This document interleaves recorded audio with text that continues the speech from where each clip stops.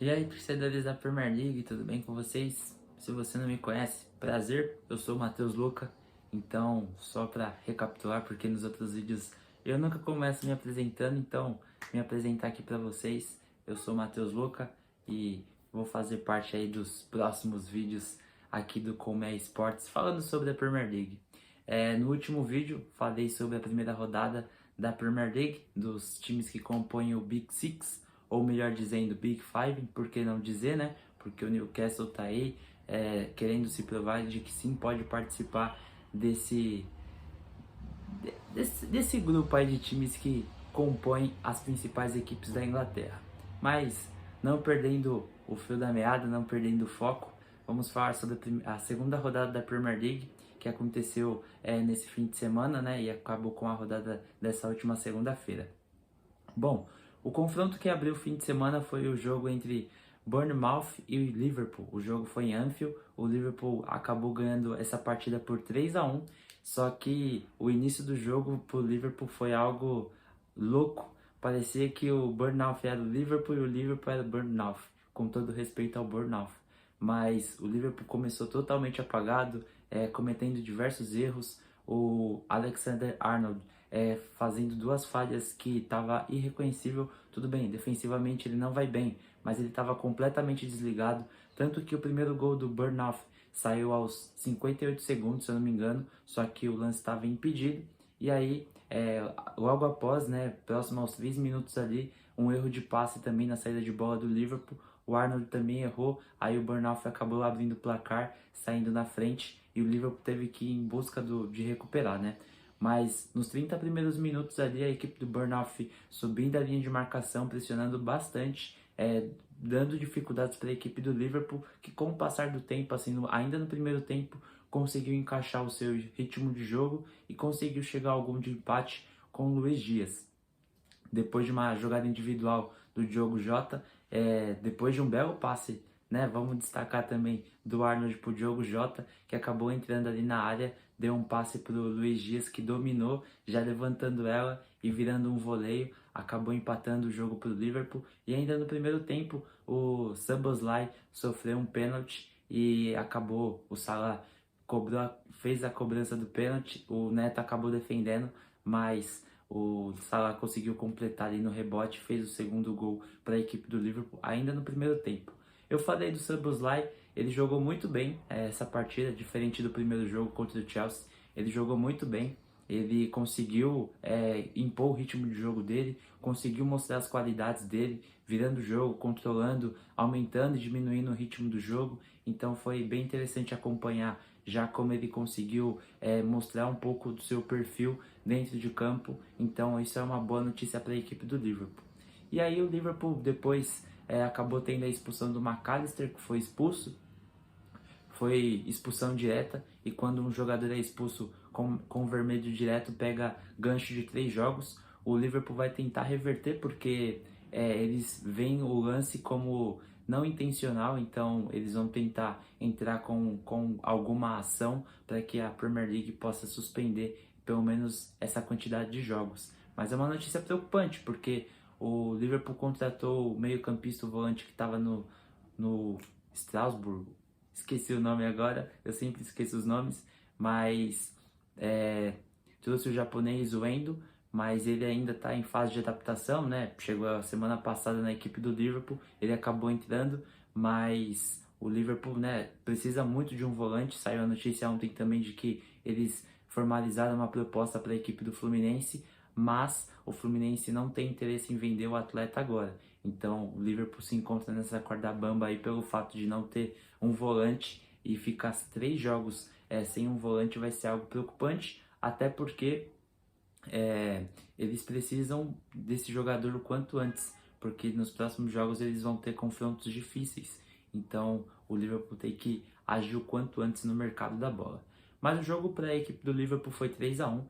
O Szoboszlai, falando ainda dele, acabou finalizando uma bola que o goleiro Neto deu rebote e o Diogo Jota acabou ampliando. Mesmo com um a menos, a equipe do Liverpool conseguiu vencer essa partida, vencer bem. O Alisson também cometeu algumas falhas ali no primeiro tempo, mas correspondeu super bem na hora que teve que ter na hora que teve que ser acionado. Fez diversas defesas difíceis, salvando a equipe do Liverpool, que defensivamente ainda demonstra algumas falhas. Mas é isso, a equipe do Liverpool venceu, consegue a sua primeira vitória na Premier League. O primeiro jogo tinha sido contra o Chelsea, foi 1-1, mas agora consegue a sua primeira vitória diante da sua torcida em casa. Então o Klopp aí tá feliz pelo fato de já ter conseguido a sua primeira vitória. Agora vamos para o segundo jogo que aconteceu nesse mesmo sábado. Foi a equipe do Manchester City contra o Newcastle. O jogo foi no Etihad Stadium. O jogo acabou em 1-0 para a equipe do Manchester City. Esse jogo eu admito que eu não assisti, eu só vi os melhores momentos, mas a equipe do City sem De Bruyne, sem Bernardo Silva, acabou enfrentando a boa equipe do Newcastle, né, que vem numa crescente interessante desde a temporada passada. O primeiro jogo nessa temporada eles acabaram aplicando uma goleada, né? Então eles começaram com tudo, então tinha tudo para ser um grande jogo, mas pelo que eu li, pelo que eu vi de melhores momentos ali, no primeiro tempo foi um primeiro tempo bastante morno. Já no segundo tempo a equipe do Manchester City indo atrás do placar, aumentou um pouquinho o ritmo do jogo e aí conseguiu fazer um belíssimo gol com Julian Álvares. Julian Álvares fez o único gol dessa partida, mas o Phil Foden jogou bem, Julian Álvares também jogou super bem, então o Guardiola tá tendo esse prazer de ver que ele tem jogadores ali que pode serem decisivos nesses momentos que a equipe do Manchester City vai precisar, porque quando tinha Mahrez, tinha Gundogan, esses caras decidiam. Agora tem Phil Foden e tem o Julian Álvares que podem ser decisivos também nesses momentos para a equipe do Manchester City. Eles têm qualidade? Tem. Todo mundo sabe que eles têm qualidade, mas eles precisavam demonstrar um pouco mais ainda, ao meu ver, para o Guardiola, de que eles precisavam ter essa chance de ser titular para que eles pudessem chamar essa responsabilidade. O que o Phil Foden jogou bem nessa partida tá de parabéns. E o Julian Álvares, todas as partidas que ele entra, ou ele joga como 9, como falso 9, jogando ali junto com o Haaland, ele sempre ele sempre mostra porque ele pode ser titular dessa equipe do Manchester City ou porque ele pode ser o 12º jogador, ele sempre consegue demonstrar. Então a equipe do Manchester City está bem servida até no banco de reservas e conseguiu mais uma vitória, tem 100% aí de aproveitamento em 2 jogos e conseguiu uma vitória muito importante porque é um rival direto, que é o Newcastle, né? Então, bem legal. Falando pelo lado do Newcastle, foi uma partida bem abaixo de alguns jogadores ali, como Bruno Guimarães, Joelinton acabou saindo lesionado, Harvey Barnes também não jogou muito bem, ele acabou entrando no segundo tempo, mas foi um pouco abaixo o que a equipe do Newcastle poderia demonstrar nesse jogo. Mas perdeu por 1-0, o saldo sai como negativo, porque o Joelinton acabou se machucando, não vi notícias, não encontrei, não sei se eles soltaram ainda, falando sobre a gravidade dessa lesão do Joelinton, mas é uma baixa super importante porque é um meio de campo que está bem entrosado com Bruno Guimarães, Joelinton e agora o Tonali chegando ali também na equipe do Newcastle. Mas é isso, a equipe do Manchester City agora está com 100% e continua no mercado de transferências aí, buscando reposições aí para o seu elenco, para que possa seguir na caminhada aí para temporada 23-24 e ver no que dá. Mas é isso, esses são os destaques da equipe do Manchester City. Tottenham e Manchester United. Gente, eu admito que não esperava que o placar fosse ser 2-0 para a equipe do Tottenham. Admito. Eu achei que por ser o segundo jogo da rodada da Premier League, eu achei que seria, sei lá, um empate de 0-0 ou até mesmo 1-1. Pelo primeiro tempo que teve, achei que a equipe do Manchester United merecia sair com a vitória. Mas nada se compara com o segundo tempo que a equipe do Tottenham apresentou. Primeiro tempo, a equipe do United foi melhor, ficou mais no campo de ataque, né? Conseguindo controlar ali as ações do jogo, e a equipe do Tottenham saindo com um toque de bola rápido, puxando o contra-ataque, conseguiu até acertar a bola na trave ali 2 vezes. Ambas as bolas que foram na trave desviaram no Martinez, mas a equipe do United também chegou com perigo, com Bruno Fernandes, com Rashford, com Antony, então teve alguns lances ali que a equipe do Manchester United poderia sim ter saído na vantagem do placar, porque teve chances mais claras que a equipe do Tottenham no primeiro tempo. Teve o lance também do Garnacho, que inclusive até na transmissão da ESPN, o comentarista de arbitragem, o Gaciba, ele falou que foi pênalti. E de fato, a bola bateu na mão do Romero, ele estava com o braço aberto. Eu achei que foi pênalti sim, então eu achei que foi uma falha da arbitragem tremenda, porque foi um lance bem claro de pênalti. Tanto que na transmissão, no primeiro momento, quando mostra o lance, mostra que a bola bateu. Aí depois, quando o VAR é acionado, eu achei que foi uma falha também, tá? Mostra uma imagem que tem um jogador do Tottenham na frente, e aí tá acontecendo o lance entre o Garnacho e o Romero. E aí depois eles colocam uma câmera de trás que não fica tão visível assim. Mas quando eles mostram o primeiro replay, dá pra ver que a bola bate na mão do Romero, então eu achei que foi pênalti, achei que foi uma falha. E tem um belíssimo lance também do Bruno Fernandes, que ele dá um passe de letra, e aí o Rashford acaba desperdiçando a chance de fazer o gol. A equipe do Manchester United tá visível de que eles precisam de um centroavante, e os pontas também não tá correspondendo muito. O Garnacho é muito jovem, ainda não consegue ser aquele jogador decisivo. Ele pode ser aquele jogador no segundo tempo para dar um gás a mais, mas para começar como titular por hora, eu acho que é muito cedo. O Sancho ainda também não consegue mostrar o futebol que todo mundo conhece. Então a equipe do Manchester United tá sentindo falta de um ponta ali que possa entregar o que se espera mesmo, sabe? E o Rashford também, ele acaba caindo para as pontas, mas ele é escalado como centroavante, então é visível de que ele se sente à vontade jogando nas pontas do que jogando como centroavante. A gente não sabe quando o Rasmus Højlund vai acabar estreando para a equipe do Manchester United, mas é isso. Agora falando sobre a equipe do Tottenham, como eu falei, no primeiro tempo teve algumas chances, mas a equipe do United foi melhor. Já no segundo tempo, detalhe, antes da partida começar, você sente o quanto o Maddison está se sentindo à vontade já na equipe do Tottenham. Ele começa a partida, antes de começar a partida, que os jogadores se reúnem, faz a última conversa e cada um vai fazer seu posicionamento no campo. Ele foi até cada jogador abraçar, dar motivação e falar: vamos rapaziada, vamos para cima. Não com essas palavras, tá? Mas só um exemplo.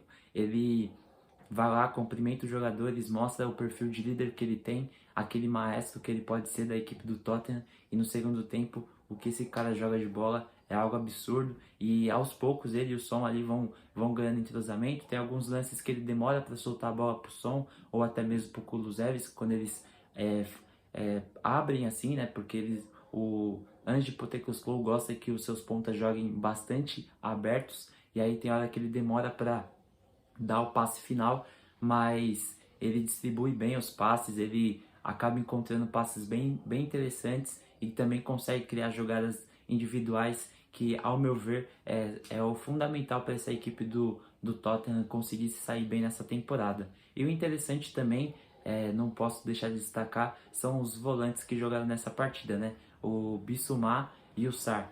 Dois jogadores que jogaram super bem, jogaram muita bola mesmo. Tanto que o Sarr fez um dos gols, né? Então a equipe do Tottenham jogou super bem. Esses dois jogadores que eu tô falando jogaram super bem, em especial. O segundo gol da equipe do Tottenham foi uma bela troca de passes também, que acabou acontecendo, a bola passando pelo Maddison. E aí quando tem o cruzamento, a bola acaba desviando ali no Davis, só que aí o Lisandro Martinez acaba empurrando para o fundo da rede contra, e aí foi gol contra, que a Premier League não considera que foi gol do atleta do Tottenham, mas sim gol contra pela equipe do Manchester United. Mas no segundo tempo a equipe do Tottenham destruiu, dominou completamente o jogo. O Antony até acabou finalizando uma bola na trave, mas a equipe do Tottenham foi bem superior no segundo tempo, conseguindo controlar muito bem o controle do jogo. A torcida em um momento também começou até a gritar olé, então demonstrou bastante que os jogadores já estão conseguindo entender como eles querem que o Postecoglou possa fazer com que esse time possa jogar nessa temporada. Teve um momento lá que eles fizeram umas trocas de passes que eu achei muito interessante. É muito bom também ver como os laterais dessa equipe do Tottenham atacam por dentro. Em vez de eles atacarem por fora, eles fecham no meio de campo para ir encontrando espaços e tocando bola ali com os seus meio-campistas. Então a equipe do Tottenham tem uma tendência em crescer. Eu falei que com a saída do Kane no vídeo anterior, eles seriam uma equipe um pouco mais enfraquecida, mas eles estão demonstrando que tem jogadores ali que pode fazer com que essa equipe dê samba e possa alcançar grandes frutos, mas eu ainda acho que precisa de contratações. Mas é isso. Se dizem que no Tottenham foi sondado o nome do Lukaku, que não tem nada definido ainda com o Chelsea e até mesmo no futebol italiano, com a Juventus, com a Inter de Milão. O nome dele foi sondado lá na equipe do Tottenham, mas ao que parece o Tottenham não vai em busca de um centroavante, mas o Ange Postecoglou deu entrevista falando de que sim, o clube vai trazer jogadores, mas não estão em busca de um centroavante. E para finalizar, falando de centroavante, o Richarlison saiu bem decepcionado dessa partida. Quando ele sai reclamando, aí a câmera foca nele, ele está sentado ao lado do Emerson Royal, e aí ele vai lá e comenta, dá pra fazer a leitura labial de que os caras não tocavam a bola pra ele, então ele tá um pouco decepcionado, ao meu ver, pelo fato de a bola não tá chegando e pelo fato de ele não tá conseguindo fazer os gols, né? E depois ele deu entrevista coletiva também, ele deu a entrevista, aí a Nathalie Gedra, repórter da ESPN, perguntou, ele disse que não, que o professor bate no peito dele, que confia nele e que se o Tottenham fez um investimento, ele sabe sim que ele está devendo, mas que ele tem certeza que ele vai dar a volta por cima e vai conseguir contribuir com os gols. Mas é isso, esses são os destaques aí entre Manchester United e Tottenham, que o Tottenham acabou vencendo seu primeiro clássico nessa temporada. Chelsea e West Ham, as duas equipes se enfrentaram neste domingo e a equipe do West Ham acabou vencendo o jogo por 3-1 em cima dos Blues. Baita resultado para a equipe do West Ham, até porque aconteceram diversas notícias na última semana em relação ao Lucas Paquetá, que foi relacionado, foi titular nesse jogo. No início ele estava meio nervoso ali, aparentemente, né? Teve um lance de que o Sterling segurou a camiseta dele e aí ele parou e ficou olhando pro bandeirinha, que não deu falta. O Sterling acabou pegando a bola, levou para a linha de fundo, mas a jogada acabou não sendo concluída, mas ele acabou tomando cartão amarelo nesse lance. Mas a equipe do West Ham saiu na frente do placar, a equipe do Chelsea conseguiu fazer o gol de empate ainda no primeiro tempo, e aí o Chelsea teve um pênalti a favor ali perto do fim do primeiro tempo. Enzo Fernandes acabou desperdiçando a chance e o primeiro tempo acabou em 1-1. Já no segundo tempo, a equipe do West Ham foi para cima. O jogo ficou bem aberto porque o Chelsea estava em busca da vitória, subindo sua linha de marcação, atacando bastante, e a equipe do West Ham saindo diversas vezes no contra-ataque. Uma delas conseguiu fazer o gol com o Antônio, uma bela finalização ali na entrada da área, finalizando em um chute cruzado que acabou passando debaixo das pernas do zagueiro de Sassi. E o Lucas Paquetá fez o terceiro gol de pênalti depois de uma jogada ali da equipe do West Ham. O pênalti acabou sendo marcado e aí o brasileiro conseguiu fazer o gol. Ele foi lá, comemorou diante da torcida, gritou, extravasou pelo fato de estar acontecendo diversas coisas na semana dele. E o pênalti que foi cometido foi o pênalti do Caicedo. O atleta equatoriano de apenas 21 anos fez a sua estreia com a camisa do Chelsea. De início ali, ele entrou na metade do segundo tempo, participando de algumas jogadas no meio de campo, mas acabou tendo essa infelicidade de cometer esse pênalti no jogo, mas é mais uma nova cara nessa equipe do Chelsea, que com o tempo aí vai se adequando, vai arrumar um esquema tático também, para que os seus jogadores possam entregar o que a torcida espera. Mas por mais que o time tenha perdido, a equipe do Chelsea está mostrando um poder ofensivo muito forte. O time controla bem as ações do jogo, mas pelo fato ainda de serem jogadores novos no elenco, né, estarem se conhecendo, fica algumas lacunas ali abertas e aí o time acaba ficando vulnerável em alguns lances. E nesse jogo contra o West Ham fica muito visível. O Mudryk entrou no segundo tempo também, o camisa 10 do Chelsea, acabou fazendo algumas jogadas ali, mas nada muito efetivo, errando alguns passes, mas a equipe do Chelsea, com o tempo, a tendência é que melhore bastante. No primeiro jogo, lembrando, contra a equipe do Liverpool, jogaram super bem. Já nesse jogo contra a equipe do West Ham, ao meu ver, jogaram bem, mas deram espaços para uma equipe que conseguiu fazer com que seu esquema pudesse funcionar, que era jogar fechado e sair no contra-ataque. E aí eles conseguiram fazer isso. O Lucas Paquetá protegendo diversas vezes em lances que vinham 2, 3 jogadores, encontrava espaços para que os atletas conseguissem puxar contra-ataques. Então foi mais ou menos isso que aconteceu nesse jogo do West Ham contra o Chelsea. A equipe do Chelsea agora acumula um empate e uma derrota em 2 jogos. E a equipe do West Ham agora tem uma vitória nessa Premier League. Crystal Palace e Arsenal. Vamos lá. Esse jogo acabou em 1 a 0 para a equipe do Arsenal, né? Foi um jogo bem complicado porque a equipe do Crystal Palace é um ferrolho, fecha completamente ali. É difícil chegar na área deles, né? No caso. E a equipe do Tottenham acabou... Do Arsenal. Por que eu tô falando do Tottenham? Meu Deus do céu. Mas vamos lá, vamos continuar.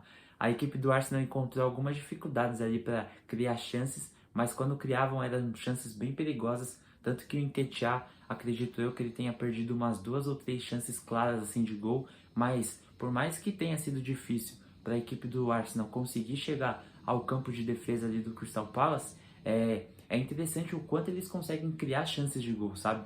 E o Gabriel Martinelli, o Saka, fazendo jogadas individuais, o Odegaard também encontrando alguns passes ali que você fala, meu Deus, como esse cara consegue encontrar esses passes?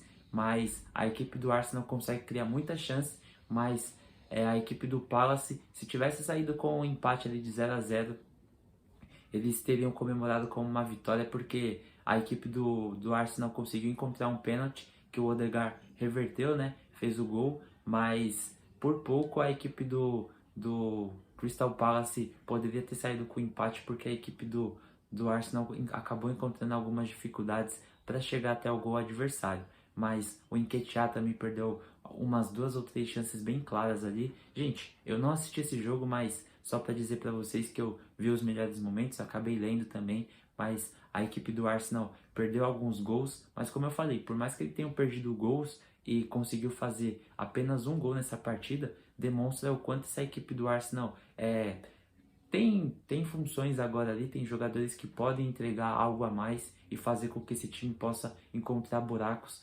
num jogo que tiver com dificuldade, até porque tem um banco agora de qualidade, mas esse jogo foi bem difícil assim para a equipe do Arsenal conseguir encontrar esse gol. Perto do fim da partida, a equipe do Crystal Palace acabou até criando uma chance bem perigosa ali nos acréscimos, mas não conseguiu fazer o gol, e a equipe do Arsenal conseguiu manter aí o 100% de aproveitamento em 2 rodadas, vencendo o primeiro jogo contra o Nottingham Forest e o segundo jogo contra a equipe do Crystal Palace, que é interessante ver o quanto esse time vem melhorando do Crystal Palace, porque na temporada passada até um momento estava brigando para não cair, e aí depois conseguiram melhorar, e nessa temporada fizeram contratações interessantes também. Tem a chegada do Matheus França ali, que era do Flamengo. Então a equipe do Palace, eu acredito que vai dar bastante trabalho nessa temporada, porque tem jogadores jovens e bons chegando, então vai ser um time bem interessante de se acompanhar. E quando eles enfrentarem times grandes com um poderio ofensivo muito forte, acredito que eles vão adotar essa postura de jogar bem fechadinho para impor dificuldade para essas equipes. Mas é um time bem legal de se acompanhar. E também pelo fato de não contar essa temporada com o Zaha, que acabou saindo, que é um jogador lendário ali do Crystal Palace, que ficou muito tempo. Tanto que nos arredores do estádio tem imagens também que a torcida fez aos arredores. Tem um retrato ali dele em uma das paredes perto do estádio, que é bem legal ver o quanto essa torcida do Palace gosta do Zaha, que acabou indo pro Galatasaray. Mas é isso, a equipe do Tottenham venceu, criou bastante chances, por mais que tenha sido difícil furar o bloqueio da equipe do Palace, mas a equipe do Arsenal conseguiu vencer mais uma partida e tem aí o 100% de aproveitamento em 2 rodadas. Mas é isso, gente. Agradeço por ter visto o vídeo até aqui e tamo junto e até a próxima. Valeu!